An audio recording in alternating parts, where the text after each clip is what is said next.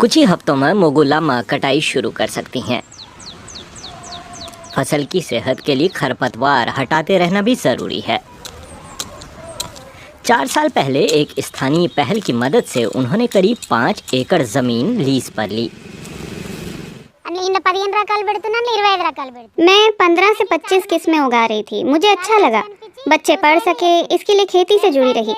मेरी बेटी ने टीचर ट्रेनिंग कर ली है और मेरे बेटे ने 15 साल की उम्र तक पढ़ाई की है।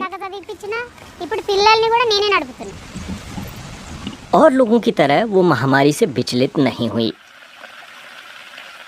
पिछले अक्टूबर तेलंगाना राज्य में आई विनाशकारी बाढ़ भी उन्हें हिला नहीं सकी। पिछले 7 साल से वो मोटा अनाज उगा रही हैं और कामयाब भी हैं।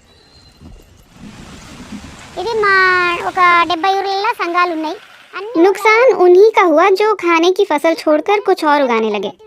हमारा तो कुछ नहीं गया। जिन्होंने कपास बोया और एक बार में ही सारा बेच दिया, उनके पास खाने के लिए कुछ बचा ही नहीं।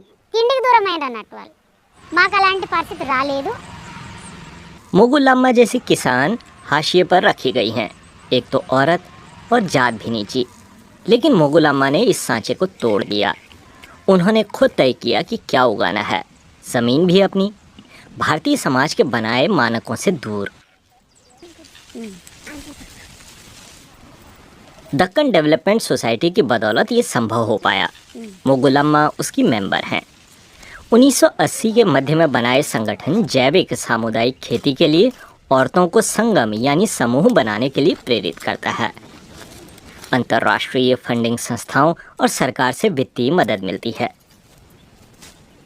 औरतें यहाँ जलवायु परिवर्तन से अछूती सूखी ज़मीन वाली फसल ही उगाती हैं। इसकी खासियतें भी जान लीजिए। Number 2, we are growing crops which हम ऐसी फसलें उगा रहे हैं जो मिट्टी की क्षमता को नहीं सोखती।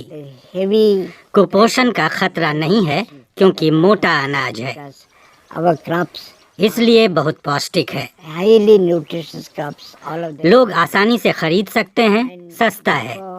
They are there, they are affordable, people can buy them. खाद्य सुरक्षा और स्वायत्ता हासिल करने की कुंजी है पारंपरिक बीज। 65 साल की चंद्रमा बीडेरकानी गांव में सामुदायिक बीज बैंक की इंचार्ज हैं। कंकड़ गारे निकालने के लिए वो बीजों को ध्यान से छांटकर स्टोरेज में रख देती हैं। पहले इन औरतों को अछूत माना जाता था, लेकिन आज उनकी सामाजिक स्थिति बेहतर हुई है क्योंकि संगठन के जरिए उनमें मजबूती आई है। ये दलित औरतें अपना कम्युनिटी रेडियो भी चलाती हैं। महामारी में बड़ा काम आया। సంగం రేడియో వింటున్న మీ అందరికీ జనరల్ నర్సమ్మ నమస్తే. మనము ఒక మంచి పాటను విందామండి. नरसम्मा को लोग जनरल नरसम्मा कहकर पुकारते हैं। वो एक डेली प्रोग्राम बनाती हैं जिसमें पारंपरिक खेती के तरीके भी बताए जाते हैं। सुनने वाले बहुत हैं।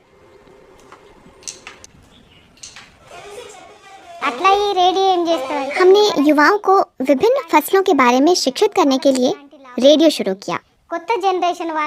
फसल उगाने से लेकर बीज बचाने तक। हम बूढ़े लोगों से इंटरव्यू कर उनके अनुभव भी सुनाते हैं।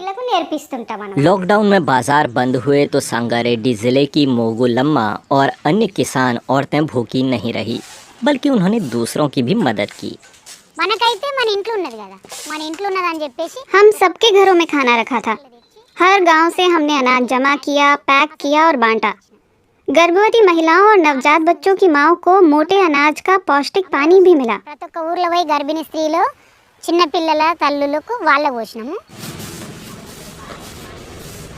संकट का बखूबी सामना करने वाली औरतों से अब इलाके के अन्य किसानों ने भी सबक लिया है।